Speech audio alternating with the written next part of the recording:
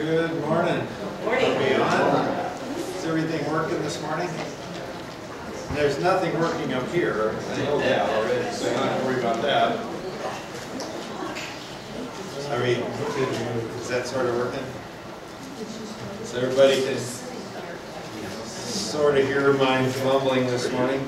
We are in 1 Kings, and we'll be in chapter 15, and we may even stray into 16. We'll see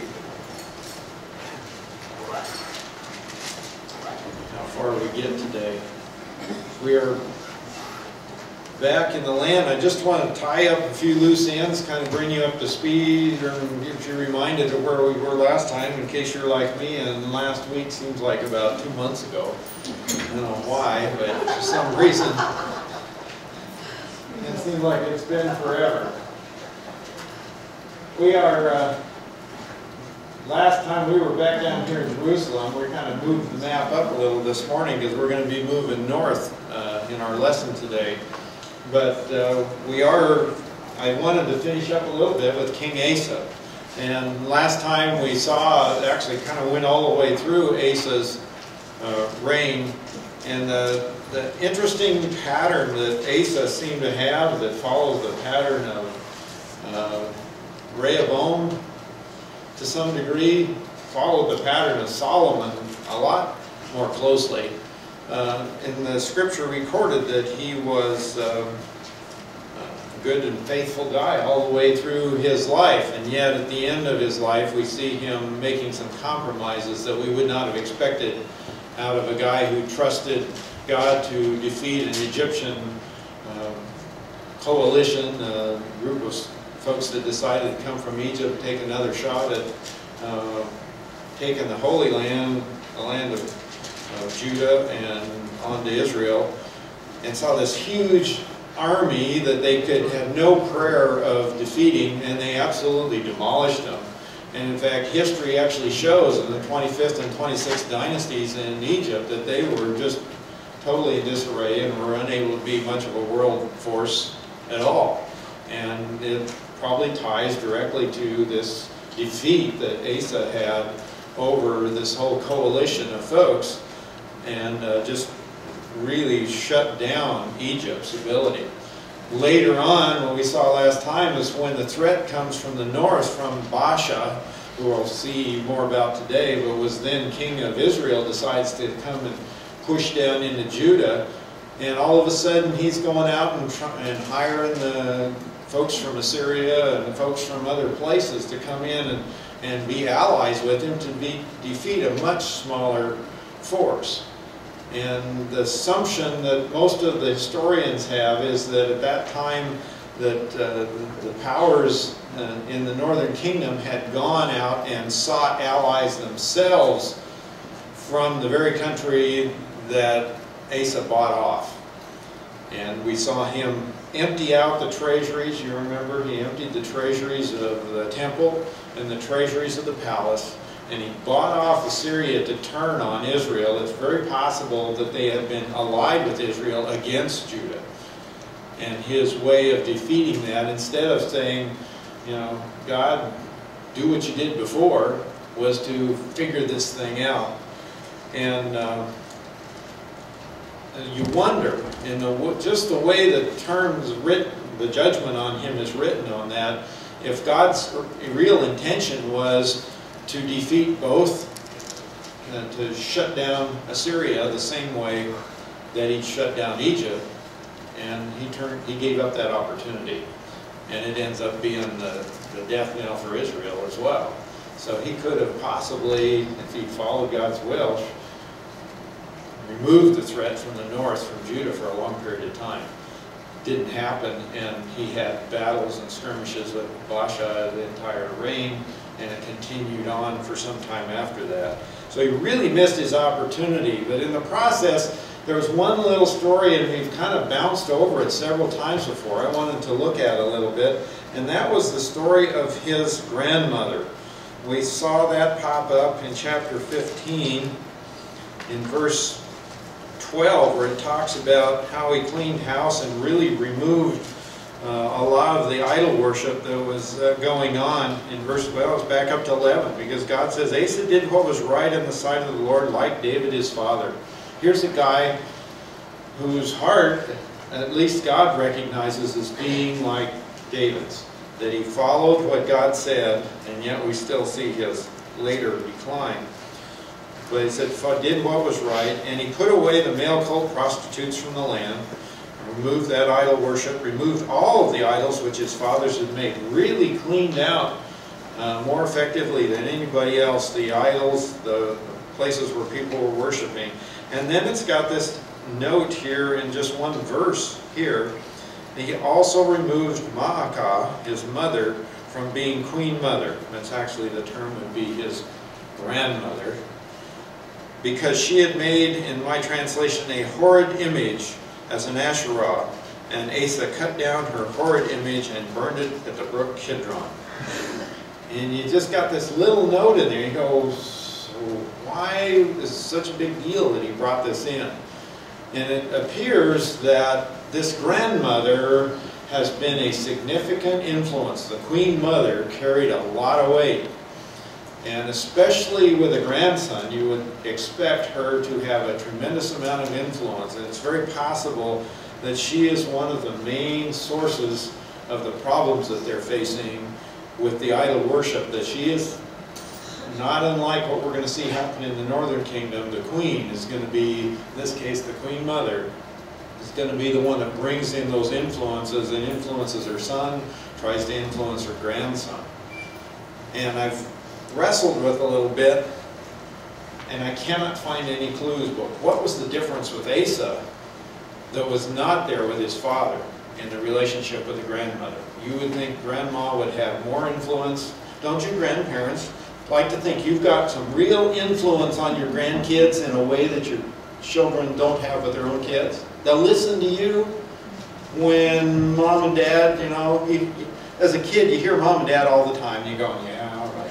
But if grandma and grandpa say it, it's, you know, I remember a story of one little girl, and there was, you know, grandma wants her own way all the time. You ever heard that kind of comment? You know, she really ruled with a wrought iron. So this grandmother had to have a tremendous amount of ability to put pressure on the king.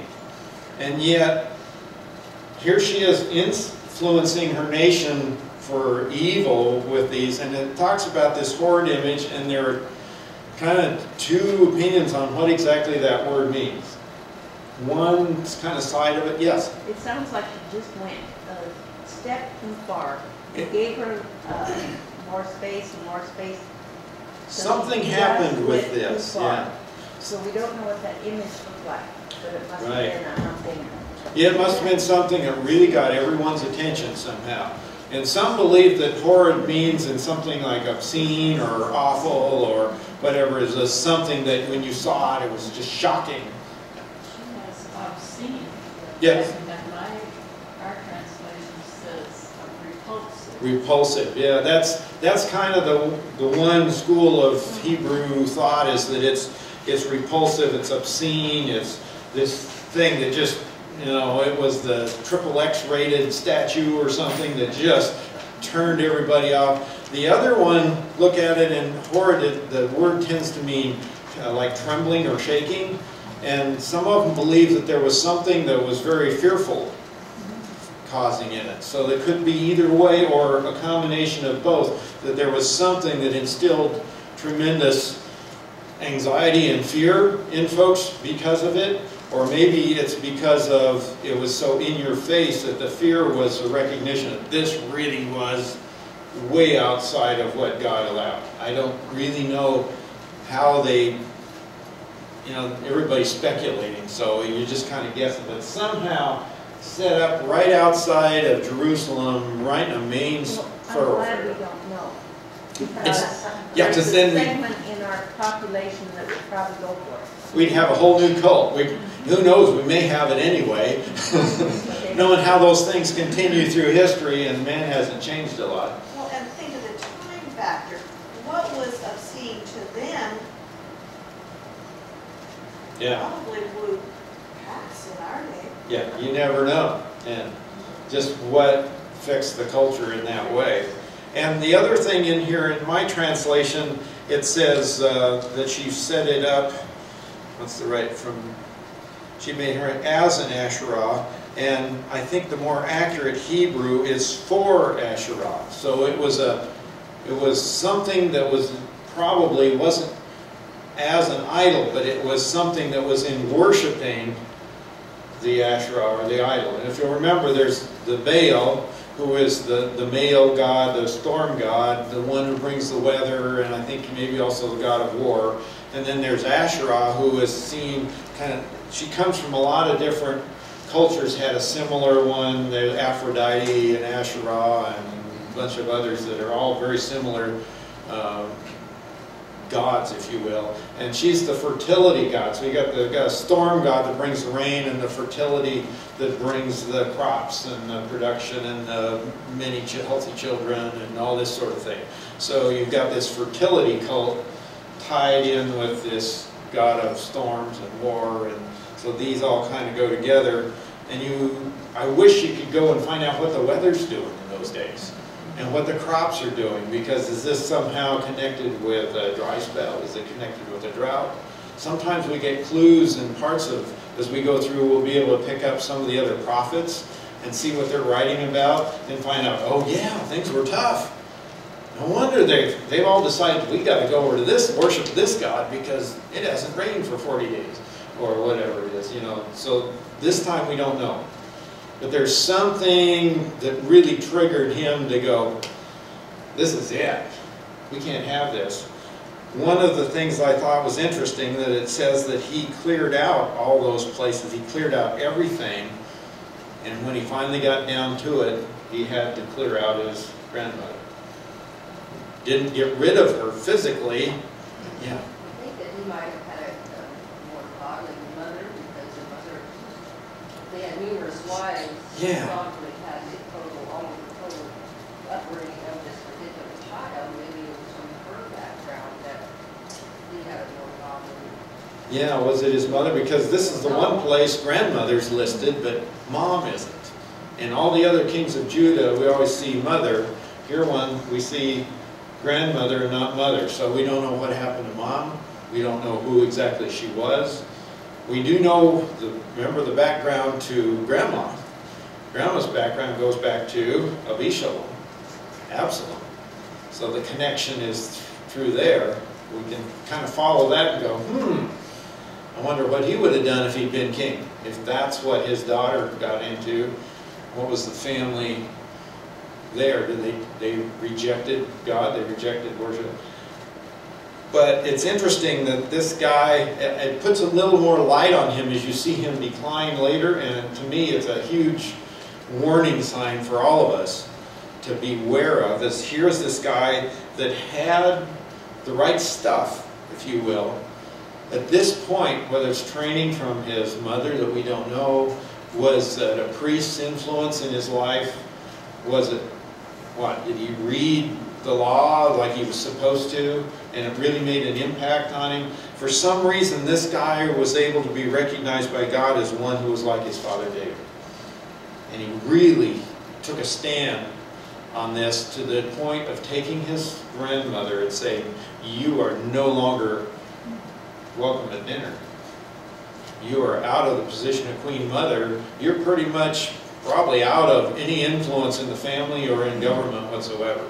It's just isolated her from all of You that. may have sent her to the spa and left her there. Probably sent her to a spa on an island somewhere, yeah, and said, you just stay over there, Grandma, because you're house arrest. Yeah. Can't be in the court. Can't be in the court. Yeah, you won't be in the court, no influence, you can't, no access to the king, you are banned. She really cut her off from any political influence, any social influence. This would have been huge. And it would have been in all the papers. I mean, the criers on the corner, however the news went out in those days, those folks, this would have been big, big news. But it had a huge impact and a big shot over the bow of those involved in idol worship. This guy is serious, keep your head down. It's going to be bad news for you, you know, his own grandmother. That took a lot of strength and courage. Right, I'm surprised exactly. to see him weaken later, because that's big. Yeah, isn't that's what got me, is that is so huge, and his faith is so great, that you go down a little further, and when we're back here in Chronicles, we find, wrong Chronicles. Let me go back there so you can get reminded of that. It's just really interesting that by the time he gets down to the end, in his 36th year, and Baasha, king of Israel, comes up against him, in verse 2 of chapter 16, and he brought out silver and gold from the treasuries of the house of the Lord and the king's house, and sent them to Ben-Hadad, king of Syria, who lived in Damascus, saying, let's make a treaty. Let's make a deal. We're going to cut a deal, and you don't support him, you support me. Where do you think he got that money, those valuable items that were stored in there? Do you remember where he got that? Solomon put some of it in there. Some of it had been saved up. He had a major victory with huge plunder. Remember that? Came right out of those folks from Egypt. I'm sure a bunch of it had to. The great victory he had over the Ethiopians and the others. So he had a great victory. He routed them. They pursued him as far as Gerar, and so many Ethiopians fell they could not recover, for they were shattered before the Lord and his army, and they carried away very much plunder. A whole slug of that was put in the treasuries. And they spoiled the cities. There's plunder in them. Came back and had a big celebration.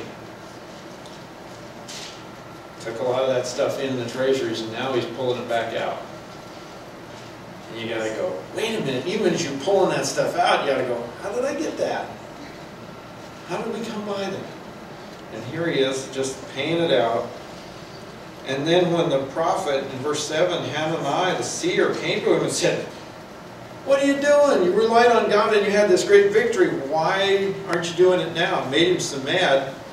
In verse 10, he put him in prison, and he oppressed some of the people. So anybody that opposed him, anybody that tried to raise the conscience about this, he went, I don't want to hear it. I'm sure glad we don't do that today. Believed his own, all the stuff that comes out on paper. Yeah, he started believing his own press releases. Yeah, exactly. Yeah, how great he was, how wonderful he was, how good he was. Starting to believe all this stuff, and when he took a big fall and somebody comes along and said, oh, you sure you want to do, have you thought about that, you know, the close friend that comes by and says, oh, don't go there. You don't want to go there. That's not the right thing to, you know, we've been in church together for how long, and you're going to do this, and your immediate human reaction is to go, I got to do what I want to do.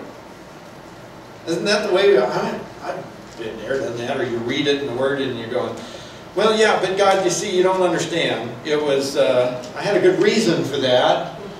I was really wronged, or I was really, God, you know, what did I do to deserve this? And it pushes them, and here's the scary part to me, is you watch this guy that was really there with God, really understood it, did it well, to the point where he's compared to David, one of the few that gets that designation.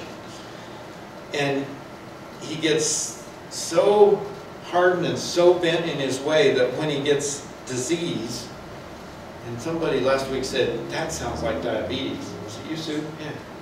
Somebody commented and said, that sounds like what I've seen in diabetes. Starts in the limbs, you know, off in the periphery as the circulation degrades, and then how that creeps up the body and how quickly it can take you untreated. And says in the 39th year, in verse 12, the reign of Asa became diseased in his feet, and his disease was severe. So it's not just a case of athlete's foot. Yet even in his disease, he did not seek the Lord but the physicians. He sought only the physicians. Not that the physicians were wrong to seek, that you shouldn't go to the doctor, but he said he rejected any idea of going to God, to the point that he died. in the 41st year of his reign. And you go, wow, that's hard. He just got so big that his ego grew larger and larger, and so anything he saw. Yeah, isn't that scary? His ego just blew up and overcame all his thinking, his reason, and his heart to the point where he wouldn't listen to God anymore. And that ought to be a huge warning to us to look out for ourselves as we go through our Christian experience, that just because you're an old Christian, not physically, but old in years of walking with the Lord, you cannot relax your guard. He let his guard down. He let himself be comfortable. Things had been good. He'd had several years of no problems. Everything was good until Baasha came down knocking at the door. And now all of a sudden, we forgot. He forgot who did it. He thought he did it. He thought he did it, yeah. He thought he was fine, he could figure it out. We've been doing good for 10 years. We forgot it was God that did it. So, big time warning there of Asa. And while this is going on, now we got Baasha coming down. You're going, wait a minute, last time we were up north, it was still Jeroboam. What happened with this Baasha guy? So now what we get to do is back up the truck a little bit, and we're going to move north. Back up, not quite all the way to Samaria yet, because we're a little further south, as our kingdom at this point is not settled in Samaria. It's going to, and we'll get a chance, if I don't stall around too long, to actually see what Samaria looks like. But that's going to become kind of the center of the northern world for a little bit. But we should go back and pick up what's been happening, because Jeroboam's been incredibly successful. If you go through and look at archaeological evidence, their country's done okay. The Northern Kingdom, they've gone out, sought out alliances, as we've seen here that Baasha had, and they've brought in trade. They're sitting perfectly in a trade route. They can actually shut off business from Judah if they want to. Judah should be the one scrambling more for trade business, because the main routes at this point, at least from the north coming down, if you think about it, Judah has got Jerusalem and maybe right around in here, they've got this chunk, but these guys have got this up here. So where exactly is Samaria is right there. So we got the Sea of Galilee up here, and Jordan. where's Rama? Then, if they're Ramah is, ooh, I don't know if we've got it on here or not. It's got to be, it's in this neighborhood it's in the somewhere Northern Kingdom. where he's going to come down. Yeah, it's in the northern kingdom, but the southern part of Ephraim. And they're not sure, but it's got to be getting down here around Bethel somewhere in that neighborhood. So he's actually, as we see Baasha coming down, he's down here pushing into, and there was a lot of back and forth. You'll see that in this reign of Baasha. You'll see back and forth skirmishes, and there's probably a lot we don't see. But they've got the main trade routes. There's a big one comes right down here, goes right over the pass right there and down. There's another one that comes down through here and then jumps across. So Jerusalem got some of that, but they've got control of big chunk of trade route up here. So they have all the resources, fertility of lands. They've been doing pretty well financially. Where it says the Philistine plain, is that where the Palestinians live today? Yeah, the Philistine plain would be over in, yeah, you see this piece here, and they pushed up either higher or lower depending. Of course, we got Caesarea, that's Roman, so that's quite a bit later. This map is more Right, like the time of Jesus. Where the Palestinians live today But- would be south of Tel Aviv. You'd be down, yeah, you'd be down in here, and of course then you got the West Bank here, the West Bank of the Jordan. So we've got both sides. Gaza is down there. So modern day Israel's kind of pinched in between right here.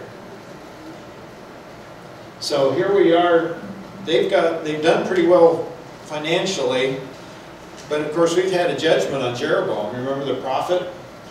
When his wife came down, they had the sixth son, and he tried to sneak in there under the wire. That's the last time we really saw anything about Jeroboam. And God said, none of you are going to come out of this alive. And I'm going to because of what you did, introducing the worship of the golden calves. And up to this point, they've been really pretty faithful to their golden calves. There's been a little bit of inroads of some of the other stuff, but the major influence of Baal and all are coming later. So they haven't come in yet. But if we go down to, where we got to pick my eyeball on it. It's kind of mixed up because we have Asa battling Baasha, and then you pop over to, there we go. After Asa sleeps with his fathers in verse 24, we leave Judah. So here's where you got to pull your chart out, because you've got Asa dying in Judah. Here we go. Oh, I'm sorry, thank you. I'm in 1 Kings back in 15. Just sorry about that. Yeah, you got to keep me nailed down here. I'll bounce all over the place. So we've got Asa here going up through 978, and what we're going to have is these guys right here coming in, and they go to 952, but you can see there's overlap. This chart maybe doesn't show the overlap so well. But this guy Asa, we died. Well, now we got to back up. And we're going to pick up with this fellow right here as Jeroboam dies while Asa's on the throne. Does that make sense? So Asa's still there. We got Jeroboam passing away. And now I've lost my place.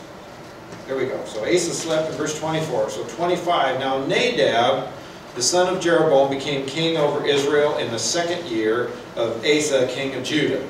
Okay, Asa's in there 2 years. The guy that we just killed off down in Judah, we're backing all the way up to the beginning of his reign.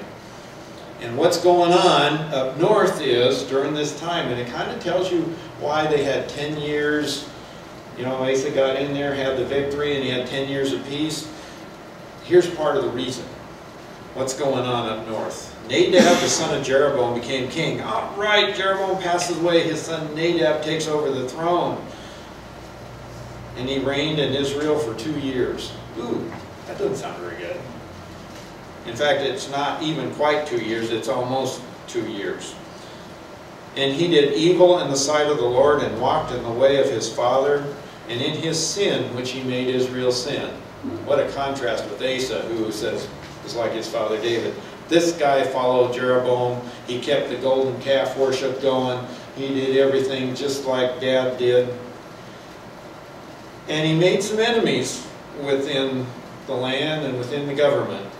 And here's where you can kind of pull out your newspaper and pick any country you want in the world where we have a conflict going on and you have the military involved. Because I want you to kind of get your mind around the idea of the military folks having a great deal of influence in the politics. Look at Egypt today. The big conflict right now is between the Muslim Brotherhood on one side, the military on the other, and some other people are caught in the middle. And we got this big battle going on, or contest of political wills right now. That's what's going on right here. So if you can get that in your mind of what that battle looks like, here's what we got. In verse 27, we got Baasha, if I can get them pronounced anywhere close to right, the son of Ahijah, of the house of Issachar, conspired against him. Oh, we got a conspiracy. So when you see the word conspired, it's not just this one guy with a plan. It's a coup. It's a military coup, and he's the ringleader of it, and he has conspired with a bunch of other folks, and they are going to deal with Nadab because they're unhappy with Jeroboam. Couldn't do anything with him, but we can take care of the kid. He's not even going to make it 2 years. And so they conspired against him, and Baasha struck him down at Gibeathon, which belonged to the Philistines, while Nadab and all Israel were laying siege to Gibeathon. Well, I wish I could just go, there it is on the map. But I can't tell you where it is exactly, and they're not totally sure, but we're looking, if we can get a map back there of the area. It's got to be in the northern, somewhere in the northern part of the Philistines' territory, which was kind of right in here. So somewhere in the plain here, not too far from Judah, really. But they're down here, and they've laid siege to this town, and there's this battle with the Philistines going on. And while they're doing the siege, and the military is all focused on the siege, and everybody's focused on that, they set up this plan, and they took him out.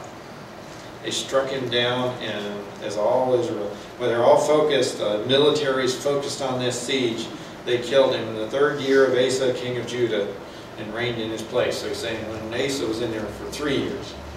Changing the subject, sorry. Sure, no problem. This man, Baasha, Yeah. the son of the fellow that died, like Jeroboam's son that died, It's was he that? the son of Ahijah of the house of Issachar. Or is just saying he's of that line? I think he's out of Issachar, and his father was Ahijah, but I'm not sure it's the same Ahijah that we saw before. Because wasn't that Ahijah from, that's where it gets confusing. I think the other Ahijah was in Judah. First verse of chapter 14. Right, Jeroboam. right. That's where it gets confusing, and oh, Abijah, okay. Definite statement. So- It's the same. Yeah, I don't think it's the same guy. This is outside the family, and you'll see why in a little bit that I think it's outside the family, because they're all going to die. Remember the judgment on Jeroboam was, I offered you, God says, I will offer to set you up and you'll be just like, I won't promise you everything, David, but I'll promise you a line of kings and of over these tribes that will go on. And he said, no, I'll do it myself. And God said, the judgment is, it ends. There will be no line to go on. And here's what happens. As soon as he was king, verse 29, it just came about. I like that in the English. It just happened. As soon as he was king, he struck down all the household of Jeroboam. He did not leave to Jeroboam any persons alive until he had destroyed them, according to the word of the Lord, which he spoke by his servant Ahijah the Shilonite. He said that judgment, and it says, and because of the sins of Jeroboam, which he sinned, and which he made Israel sin, because of his provocation with which he provoked the Lord, God of Israel, to anger. He said, you pushed my button one too many times, Jeroboam, and your entire, what you'd hoped for, that you were going to have this dynasty, and you would continue on through all your sons. It ends right here. We're done. And he uses this Baasha to do it, and this conspiracy. And you can see, why would they do this? Well, it's this military coup. If you leave any of those with a connection or a claim to Jeroboam, what have you got? Trouble, a rival, an uprising. You got to snuff it out. You got to snuff out all the opposition. And this was well planned. I don't think it says as soon as he gained power, as soon as he got in there, boy, it was done. Have you seen that in the news in the last few years somewhere in the world? There's this big coup, and man, they cleaned house and slaughter everybody, and there's no, we didn't leave anybody out there to come back and cause us opposition. And then, the world gets all upset. We all go in there and take sides, so we can join in the battle, I guess. But back then that didn't happen quite so much. So are you saying the coup was because the people saw that they weren't worshiping the Lord, and that was the cause? I don't think so. I think this is strictly, as you look at these characters that are involved in these things, it's all strictly power and politics, and has absolutely nothing to do with faith in God. And in fact, what we'll see is a judgment on Baasha, because it appears that he's got in his head, because of this, well, God did this, we all knew about this, or we heard about it, and so, well, we took care of God's business for him, and then God says, no.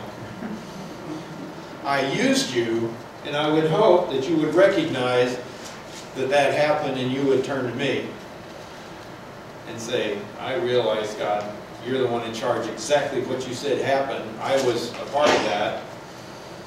But you're the one that predicted it. You're the one that, Well, That's right. in verse 30 it says, for what he provoked the Lord God of Israel to anger, when God said, don't make him come over there. Don't Yeah. make him come over there. yeah, yeah. It's kind of like the kids in the back seat. Don't make me come back there. Stop the car. Yeah, I'm going to stop this car. Yeah. We're going to have a discussion here. Yeah. God said, I'm going to stop the car right there, and it's going to end. And so what you're saying is Bosch didn't get it figured out. He thought it was him. And he thought it was his planning. He was so good, and he snuffed everybody out. He's now in charge. He's in control.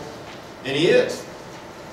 It's interesting that there are, in the midst of all this, there are historians and archaeologists that say, in spite of all this chaos, that the nation had some consistency of leadership that kind of hung them together.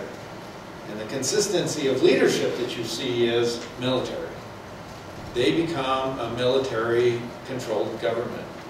That's really the common thread that you will see. So if there's consistency in their government, if there was some stability whatsoever within the nation of Israel, it came from the fact that it's all happening within the military. And it's, to me, I look at it and go, man, this is a scary mess. And the power hunger and the stuff that was going on it's pretty frightening. Military governments usually don't take everything's a threat. Right. So they just. You deal with it severely, and yeah, and we don't mess around. Don't worry too much about civil rights unless they're ours, and we'll determine what is and what isn't, and you don't bother us and leave us alone. We'll let you prosper a little bit. You can have some peace and quiet in the streets, but it comes at a cost. And I think that's what he had here. You can keep the golden calves, you keep on doing that, don't raise any dust, don't cause any trouble, and we'll all get along just fine. And now let's raise an army and head down south. We're going to gain us a little more territory, we're going to deal with that problem down there. We're going to keep that iron curtain. He still wants to keep that wall up between Judah and Israel. I don't want to be losing people down there. That part he has kept. He's maintained that, and he's going to work with it. It tells us that there was war between Asa and Baasha, the king of Israel, all their days. So, wow. It's not going to be pleasant. We're going to be pushing the... And now Asa's in there, and he's feeling this, constant stuff going on, but he's been able to hold it out. We don't know what happened with those battles, but we know there was stuff going on.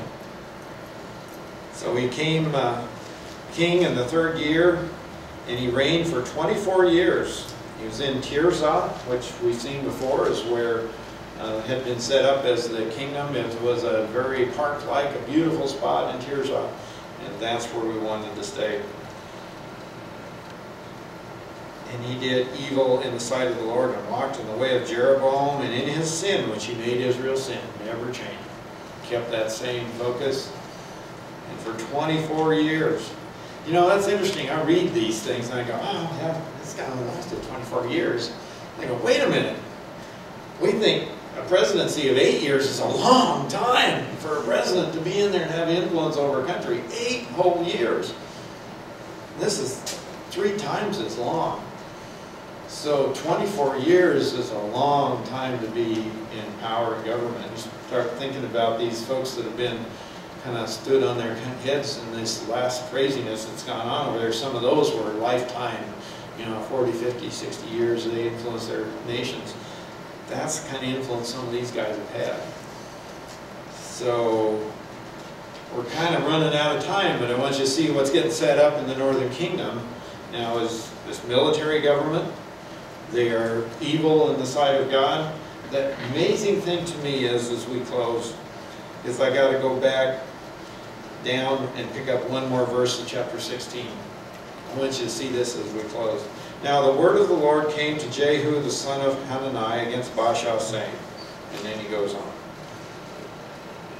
So why am I so impressed with that verse? How much have they paid any attention to God in the last, how many years since Jeroboam took over as a nation? Zip, zero. Prophets have come and gone, and then nobody cares. Does Baasha care? Clearly he doesn't. We're going to find out what he's got to say about him. They don't care. So why is that verse there? Why does God have within the nation of Israel Jehu? Why is he there? God still loves them. God And he still. has a reason. He's grace. Isn't that amazing? These folks have no interest in him at all. This king does not care. And God comes down and says, Baasha, I'm still here. I still am watching you. I still care about you. In fact, he'll say, I exalted you. Did you see that? And he gives him this terrible warning. You would think it might turn him around. Did David. Did some others. But in the midst of all this line closed, hardness of heart, God's still there saying, with his guy, telling the nation, I'm still here. I'm still here. The offer is still there to you. I haven't abandoned you yet. Wow. That is amazing. And the application to us is, it ain't over till it's over. God is still there going, hello. And I don't think he'll ever abandon us, no matter how hard. As believers, of course, we know our salvation is secure if the faith was real, if we believed our Lord. But this can happen to us as believers. We can get so, we saw Asa just turn and go away. And even those who we know who, like Baasha, and have never shown any signs of faith, God is still there, and he's in their lives, and he's involved in them, and we shouldn't give up on them either. As long as they're still living, as long as they're still breathing, as long as we have a chance at all to make an influence and to say a prayer, he's still there. He hasn't given up on. So if you get discouraged reading about the nation of Israel and how they just keep going, keep that in mind. Implicitly says, God is not willing that any Should perish. Thank you. Yeah. God is not willing that any should perish. He says, but he's patient, and he gives every last opportunity. So we shouldn't give up either on ourselves or on others. We should keep that in our little memory banks. Next time, sorry Kathy, we did all that work to get all those things, and I never made it, did I? Next time we found some cool pictures. You can see the place, see the land, see some of the stuff that's really there, and we'll pick it up with Baasha next time. Father, we thank you for our time together this morning to see the warnings you have for us as believers in Asa. One who was faithful like his father David, who somehow got so full of himself and so confident in himself in good times that he forgot that you were the reason he was there and that he was so successful. Help us not to be that way as believers, to be caught up with the gift and not the giver, and to think that we've got it all figured out by ourselves, but to realize that we're dependent on you, that you who raise up and it's you who bring down, and that we should be thankful for all the grace that's been extended to us, and be able to trust you to fight our battles for us, and to be thanking you for the successes that we have. And also for your faithfulness to those who have shown every sign of totally rejecting you, that you are still there, that you still have your prophet in Israel, that your word still goes out and it's still effective when it's heard, that your spirit still has the capacity to change people's hearts. And we pray that we would be faithful to continue to pray for those we love and those we know who are far from you, and who don't recognize your existence or your gift to them and your Son in that Savior. We would continue to pray for them as long as there is life, knowing that you not wishing for anyone to be lost, and that the offer is always there. Thank you for your grace. Thank you for your love for us, in spite of our rejection of you at many times. And we just give you praise and thanks for that in Jesus' name.